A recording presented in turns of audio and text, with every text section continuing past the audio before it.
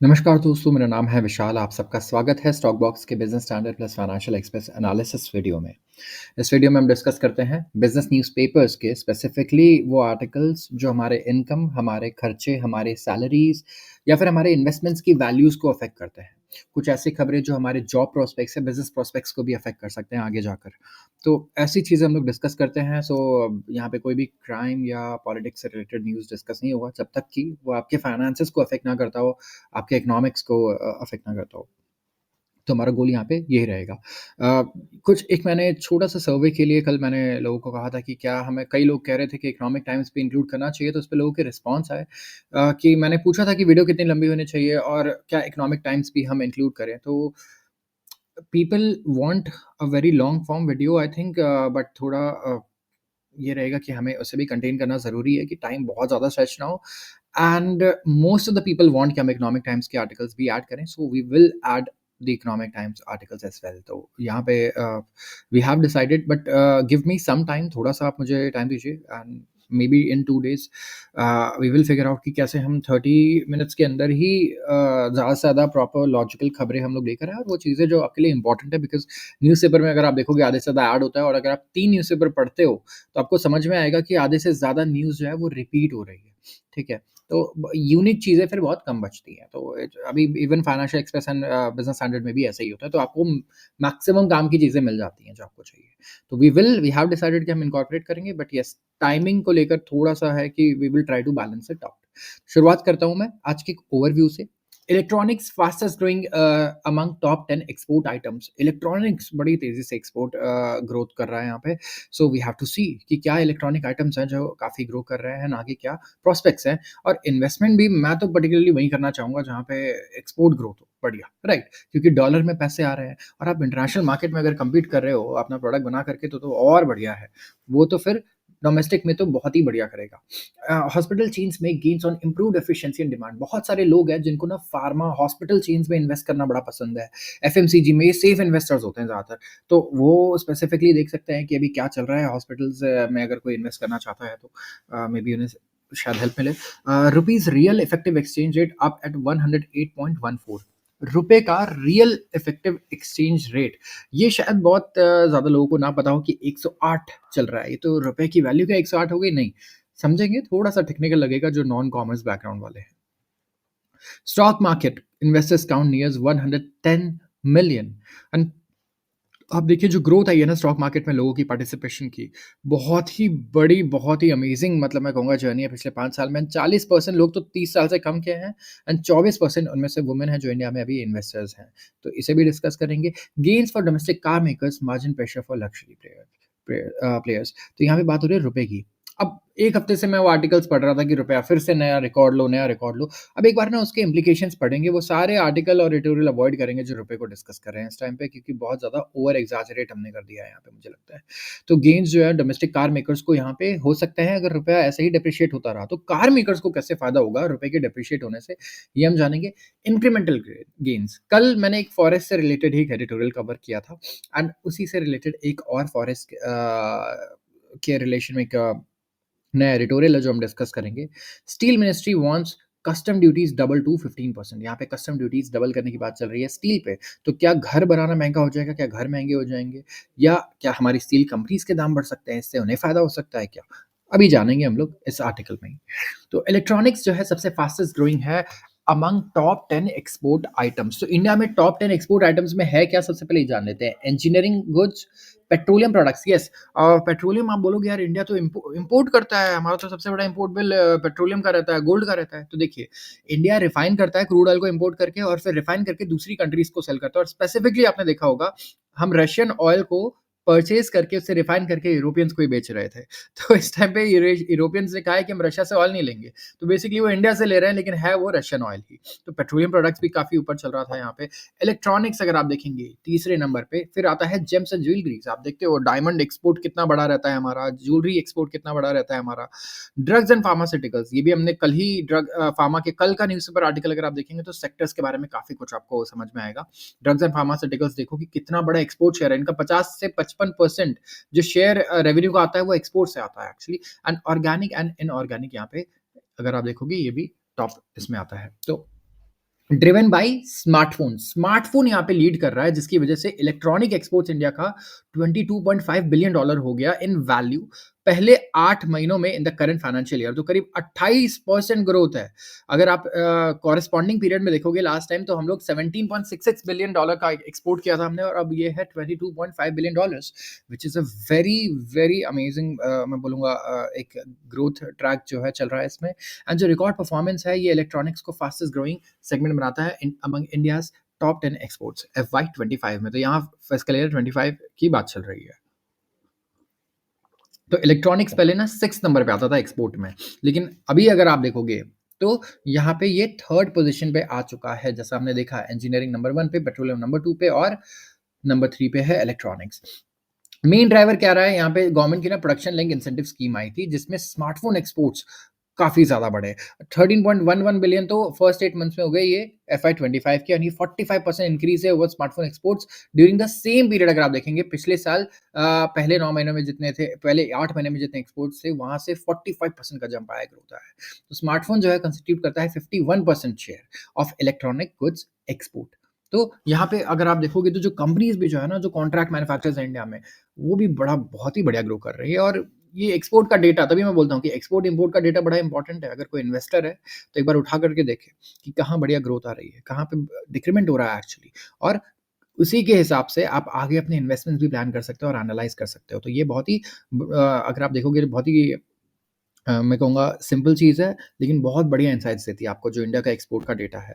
40% जो electronic exports है, वो तो एप्पल के आईफ़ोन से आया है। येस, एंड एप्पल की जब से एंट्री आई है, तो इसके जो 3 वेंडर्स हैं, Foxconn, Pegatron and Tata electronics, इन्होंने चार्ज लिया है स्मार्टफ़ोन एक्सपोर्ट्स का। एंड अपार्ट फ्रॉम स्मार्टफ़ोन्स, जो दूसरी बड़ी कैटेगरीज़ है एक्सपोर्ट्स के इलेक्ट्रॉनिक गुड्स में, वो आती है solar modules, desktops, server, router and components. तो ये इलेक्ट्रॉनिक कंपोनेंट्स ही हैं, जो बड़ी मैं बोलूँगा कैटेगरीज़ हैं एक्सपोर्ट आइटम्स की। तो इलेक्ट्रॉनिक एक्सपोर्ट्स को काफ़ी बेनिफिट किससे मिल रहा है? प्रोडक्शन लिंक इंसेंटिव स्कीम से, PLI स्कीम, और ये भी मैं कई बार डिस्कस कर चुका हूँ। अगर आप ये देखोगे, तो हमारे पेट्रोलियम सेक्टर की अगर बात करें, तो हो सकता है ये कुछ ही दिनों में पेट्रोलियम को भी आगे ये पीछे छोड़ सकता है। लेकिन यहाँ पे एक चीज़ ये भी है कि पेट्रोलियम सेक्टर का जो हमारा ये एक्सपोर्ट है ना, हो सकता है नीचे आए। क्योंकि अगर अभी भी देखोगे क्वार्टर ऑन क्वार्टर बेसिस पे, तो आई थिंक हमारे जो एक्सपोर्ट है वो थोड़े से कम हो रहे हैं, बिकॉज़ यूरोप वगैरह में इतनी ग्रोथ नहीं हो रही है। बाकी जगह पे भी इतनी ग्रोथ नहीं हो रही है कि हमसे पेट्रोलियम प्रोडक्ट्स लें। जो overall global GDP growth rate बढ़िया होता है ना, तो आप देखोगे हर जगह पे क्रूड ऑयल और जो फिनिश्ड प्रोडक्ट्स हैं ऑयल के, इनके डिमांड काफ़ी बढ़िया होते हैं। तो ये एक काफ़ी इम्पोर्टेंट रीज़न है। तो इंडस्ट्री आर्ग्यू करती है कि इंडिया का जो कॉम्प्लेक्स जो हमारा ये टैरिफ स्ट्रक्चर है ना, ये एक बैरियर है बहुत बड़ा, जिसकी वजह से हम ग्लोबल कम्पिटिटिवनेस नहीं शायद अभी इमीडिएटली अचीव कर पा रहे हैं, और इसकी वजह से कॉस्ट बढ़ जाता है, और ईज़िली अवॉइडेबल अनसर्टेनिटीज़ होती है ना, वो ये क्रिएट कर देता है, ठीक है? तो ये एक प्रॉब्लम है। एंड यूनियन बजट ने रिकॉग्नाइज किया इस डिसेबिलिटी को, और जुलाई 2024 में कहा कि जो नेक्स्ट 6 मंथ्स है, गवर्नमेंट रिव्यू करेगी कस्टम ड्यूटी रेट को, स्ट्रक्चर करेगी इस तरीके से कि जो डोमेस्टिक मैन्युफैक्चरिंग है ना, वो और ज़्यादा कॉम्पिटिटिव हो जाए। कॉम्पिटिटिव होने का मतलब क्या है?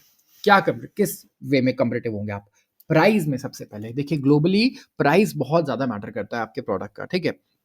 क्योंकि हो सकता है कि आप जो प्रोडक्ट बना रहे हो, ज़्यादातर प्रोडक्ट ऐसे नहीं रहेंगे कि सिर्फ़ आप ही बना रहे हो पूरी दुनिया में, right?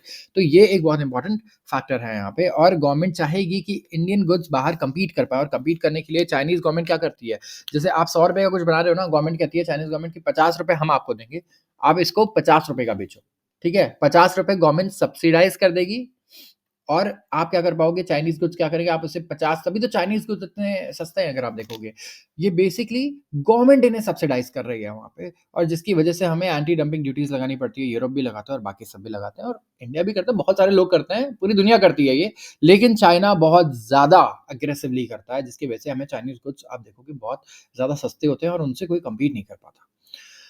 Hospital chains make gains on improved efficiency and demand. India का जो प्राइवेट हॉस्पिटल सेक्टर है, 2024 में इन्होंने सिंगल डिजिट ग्रोथ रिकॉर्ड किया है एवरेज रेवेन्यू पर ऑक्यूपाइड बेड में। तो जब आप हॉस्पिटल की बात करते हो ना, तो आप ऑक्यूपेंसी देखते हो। जितने भी होटल्स हो गए, अगर आप देखोगे, या मुझे किसी एक बस की कंपनी है जैसे, ठीक है? मैं देखूँगा यार इस बस में तो 50 लोग आ सकते हैं, तो मैं डेली का लेट्स से 50 इंटू डेली मैं 10,000 कमा सकता हूँ। ऐसे करके, तो मैं ऐसे कैलकुलेट नहीं करूँगा। मैं ये देखूँगा कि ऑन एन एवरेज ऐसा नहीं है ना कि 100 के 100 अगर सीट्स है तो वो भरी रहेंगी हमेशा। हो सकता है कभी सिर्फ़ 30 लोग ट्रैवल कर रहे हो सकते हैं कभी 20 लोग ट्रैवल कर रहे हो और कभी 100 लोग भी कर रहे हो। तो हॉस्पिटल्स में भी ऐसा नहीं है ना कि बेड्स हमेशा भरे रहेंगे 100%। तो लेकिन अगर आप देखोगे ओवरऑल तो सिंगल डिजिट ग्रोथ आई है एवरेज रेवेन्यू पर ऑक्यूपाइड बेड में। तो एक हॉस्पिटल में अगर 100 बेड है तो मैं बेड के हिसाब से देखता हूँ कि मेरा खर्चा कितना है पर बेड पे और मेरा इनकम कितना आ रहा है पर बेड से। एंड यहाँ पे सिंगल डिजिट ग्रोथ रेट भी अच्छी मानी जाएगी अगर आप देखोगे इन्वेस्टर के परसेप्शन से तो यहाँ पे ऑपरेशंस और एडवांस मेडिकल ट्रीटमेंट की वजह से इनके ओवरऑल जो ग्रोथ है वो बढ़िया हुआ है और ऑपरेशनल कॉस्ट भी इन्होंने थोड़े डिक्रीज किए हैं। तो अपोलो हॉस्पिटल्स और फोर्टिस हेल्थ केयर ने रिपोर्ट किया है स्ट्रॉन्ग रेवेन्यू ग्रोथ और दिखाया है कि जो स्ट्रैटेजिक मेजर्स हैं उनका इम्पैक्ट बढ़िया है जो हमने लिया है और एनहांस पेशेंट केयर के बारे में हमने जो पॉलिसीज बनाई हैं। अपोलो लीड कर रहा है हेल्थ केयर प्रोवाइडर सेक्टर में 3% यहाँ पे इंक्रीज आया है हॉस्पिटल ऑक्यूपेंसी में अपोलो में एंड 2% हाइक प्राइस हाइक हुआ है इनका सर्विसेज के लिए। ग्रोथ एट्रीब्यूटेड था to higher patient volume fewer invasive surgeries and shorter hospital stays. तो चेन कह रहा है कि 30 से 35% ऑफ जो केसेस है ना वो आते हैं डे केयर प्रोसीजर्स के एंड जो शिफ्ट है जिसने रिड्यूस किया है average length of hospital days to 3.2 days और इससे कॉस्ट काफ़ी कम हुई है और रेवेन्यू भी कम कॉम्प्रोमाइज़ नहीं हुआ है। तो रेवेन्यू पर ऑक्यूपाइड बेड एक प्राइसिंग मेट्रिक नहीं है लेकिन ये रिफ्लेक्ट करता है केस कॉम्प्लेक्सिटी, टेक्नोलॉजी यूज़ और एवरेज लेंथ ऑफ स्टे कि कितना एक आदमी ऑन एन एवरेज एक हॉस्पिटल में कितना स्टे कर रहा है। अगर आप 70% ऑफ अपोलो पेशेंट्स को देखोगे ना तो उन्होंने लेस देन 2 लाख दिया है पर एडमिशन। एंड एम्फसाइज करता है ये कि अफोर्डेबिलिटी है यहाँ पे despite rising cost from wages medical technology imports GST input cost he said. तो मतलब अपोलो में आने वाले 70% जो पेशेंट्स हैं उन्होंने एक्चुअली 2 लाख से कम का बिल दिया है बट मतलब 30% लोगों ने 2 लाख से ऊपर का बिल दिया है राइट। ये हम कह सकते हैं and I think middle class के लिए तो ये बहुत ज़्यादा अमाउंट है। विदाउट इंश्योरेंस आप नहीं जा सकते ऐसे हॉस्पिटल्स में। अगर आपका हेल्थ इंश्योरेंस है आप तभी जा सकते हैं मेरे हिसाब से। अपोलो ने कहा है कि जो फोकस है इनका वो minimally invasive and robotic surgeries पे है जिसकी वजह से इंश्योर किया है इन्होंने कि इनका सस्टेन आरपीओपी ग्रोथ रहे 6 to 7% का एनुअली। 4% इसमें से आप एट्रीब्यूट कर सकते हो प्राइसिंग एडजस्टमेंट को जो प्राइस में एडजस्टमेंट्स हुए हैं और 2 से 3% जो इम्प्रूवाइजेशन आया है टेक्नोलॉजी एडॉप्शन की वजह से। अच्छा हेल्थ केयर और फार्मा में बता दूं one of the leading employers हैं इस टाइम पे। ये सबसे ज़्यादा आर्टिफिशियल इंटेलिजेंस और ये जितने भी हमारे मशीन लर्निंग इंजीनियर्स हैं इनको हायर कर रहे हैं। तो हेल्थ टेक जो है बहुत ज़्यादा बूमिंग है इस टाइम पे मुझे लगता है और हेल्थ केयर में ना हम बहुत बड़े ट्रेंड्स देख सकते हैं टेक्नोलॉजी से रिलेटेड कुछ बहुत बड़े-बड़े चेंजेस देख सकते हैं। तो ये काफ़ी इंपॉर्टेंट रहेगा। मुझे लगता है ज़रूरी नहीं है इससे रेवेन्यू बहुत बढ़ जाए हॉस्पिटल का लेकिन हो सकता है इससे कॉस्ट बहुत कम आ जाए क्योंकि ऑटोमेशन अगर हेल्थ केयर में आता है और इंडिया में तो बहुत ज़रूरी भी है। 140 करोड़ लोग हैं, 150 करोड़ लोग हैं। आप कितने डॉक्टर्स को यहाँ पे करोगे राइट? कितने डॉक्टर्स को लाओगे? तो हमें ऑटोमेशन चाहिए होगा। हेल्थ केयर वर्कर्स हमारे यहाँ इतना नहीं है इस टाइम पे कि हम प्रॉपर्ली सबको ट्रेन करें, ये करें और एकदम ऑन द जॉब वो परफेक्टली काम करने लग जाएँ। हॉस्पिटल्स में अगर आप देखोगे गवर्नमेंट हॉस्पिटल्स में भी तो एक्चुअली स्टाफ की हमेशा आपको कमी फ़ील होगी। Rupees real effective exchange rate up at 108.14। रुपये का जो रियल इफेक्टिव एक्सचेंज रेट है ना, वो आ गया है 108.14 नवंबर में। तो क्या रुपया तो आप बोलोगे 85 चल रहा है यार, तो ये क्या है? तो रियल इफेक्टिव एक्सचेंज रेट की यहाँ पे बात चल रही है। रियल इफेक्टिव एक्सचेंज रेट रुपये का अगर आप देखोगे इंक्रीज़ हो गया है टू 108.14। पहले कितना था 107.20 ये एप्रिशिएट हुआ है। तो आप बोलोगे यार रुपया तो गिर रहा है, ये कैसे एप्रिशिएट हो सकता है? राइट? यहाँ पे रुपये का अगर आप रियल इफेक्टिव एक्सचेंज रेट देखोगे ना, तो ये करता क्या है?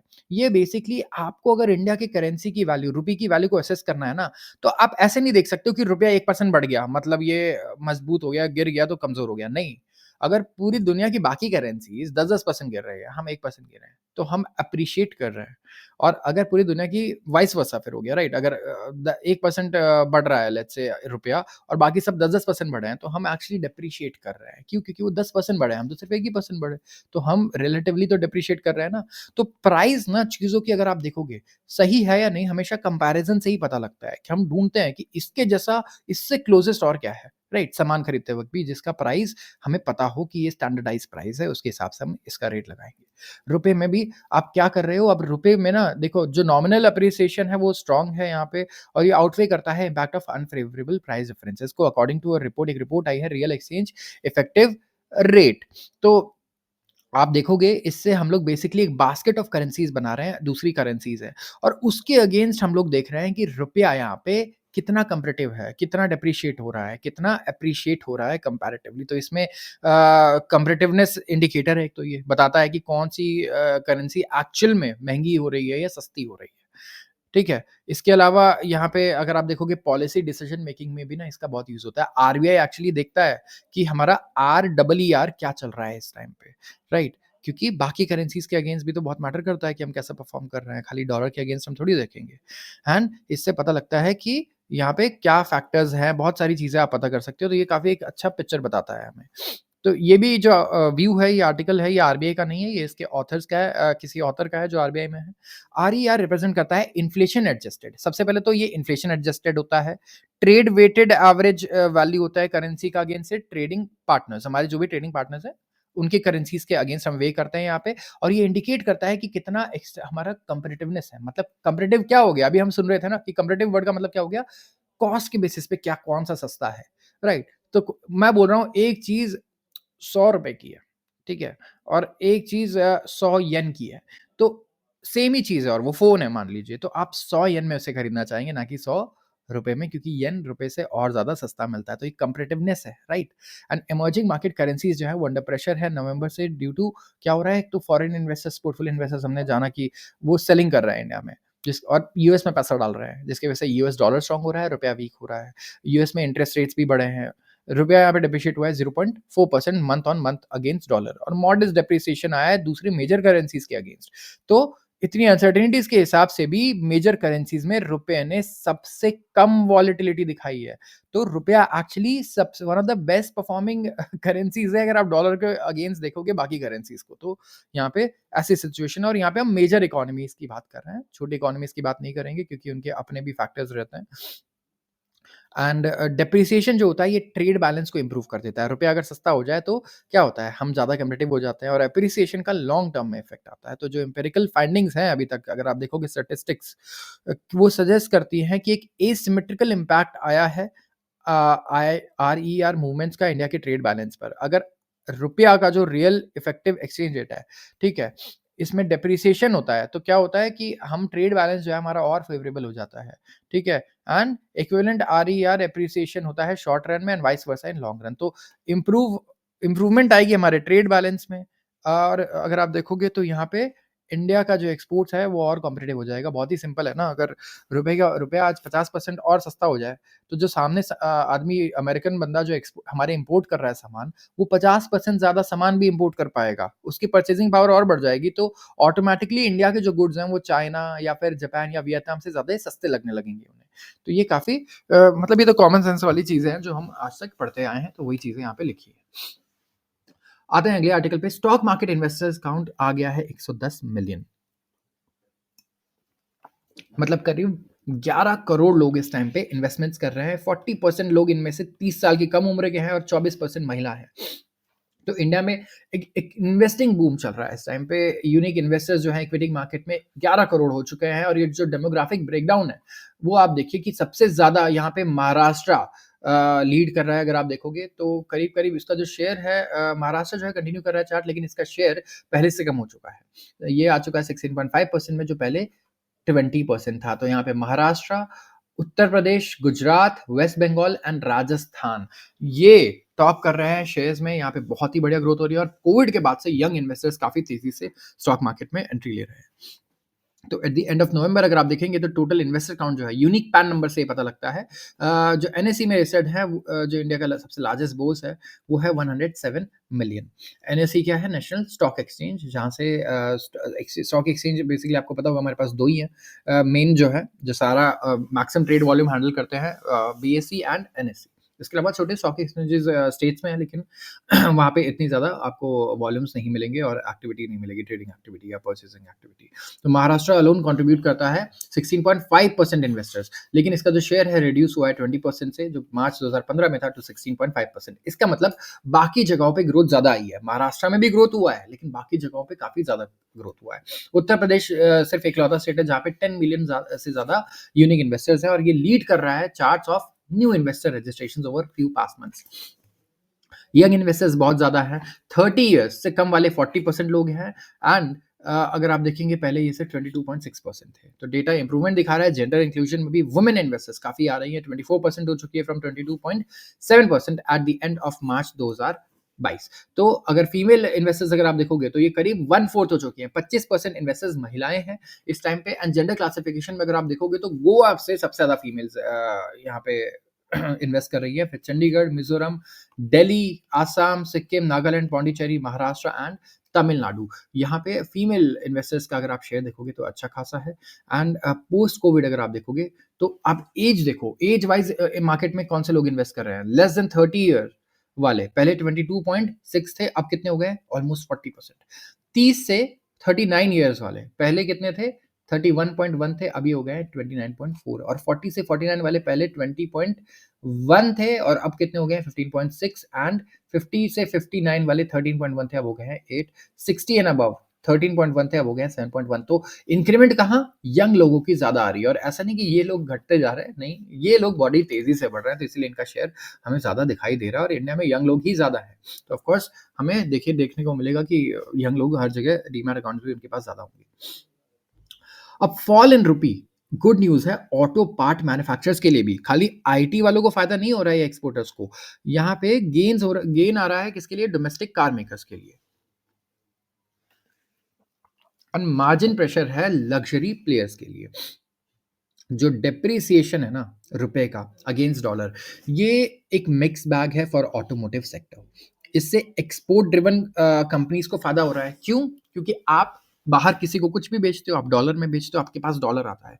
पहले 82 रुपीज आ रहा था, अब वही सामान बेच के अपने आप 85 रुपीज आ रहा है। तो आपका रेवेन्यू तो अपने आप बढ़ गया, राइट? तो यहाँ पे फ़ायदा किसको हो रहा है?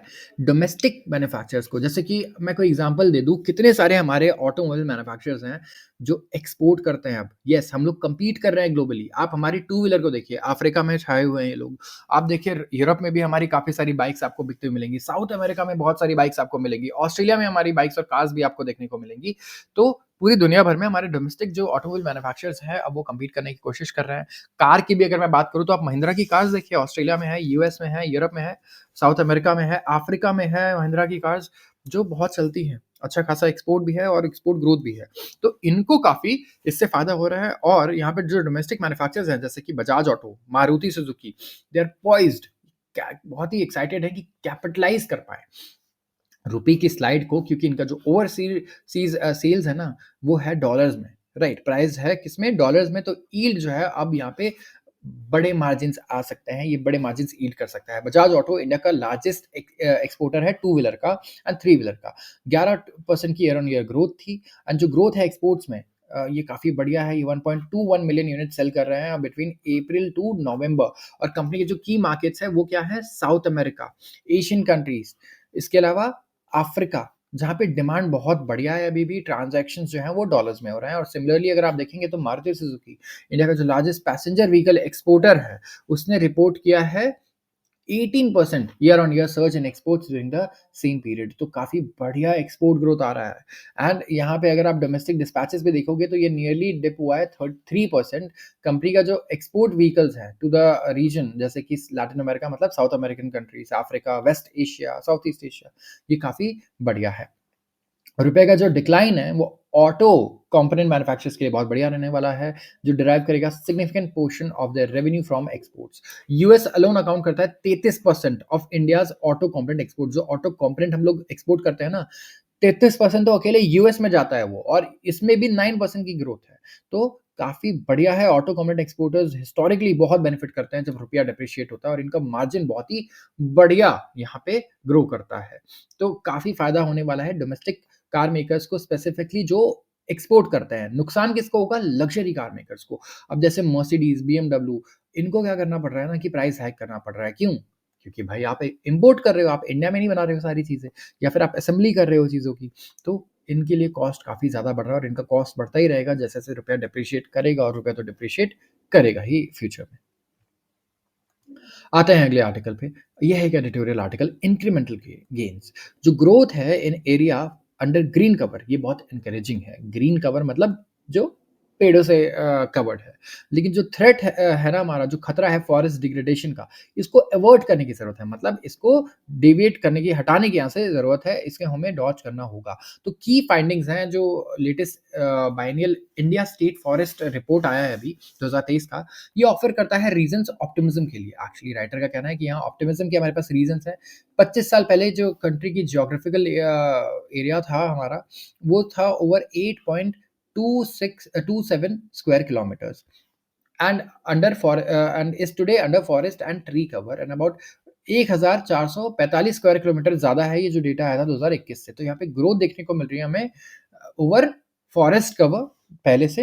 एंड जो फाइन प्रिंट है सजेस्ट करता है कि सिर्फ इंक्रीमेंटल गेन्स ही आए हैं। जो नेट फॉरेस्ट कवर है वहाँ पे 0.5% की ही ग्रोथ है सिंस 2021। एंड ये भी आउटसाइड हुआ है रिकॉर्डेड फॉरेस्ट एरियाज के, या आरएफएस बोलते हैं रिकॉर्डेड फॉरेस्ट एरियाज को, जो रिजर्व्ड या प्रोटेक्टेड फॉरेस्ट है। तो 156.41 स्क्वायर किलोमीटर इंक्रीज हुआ है नेट फॉरेस्ट कवर में।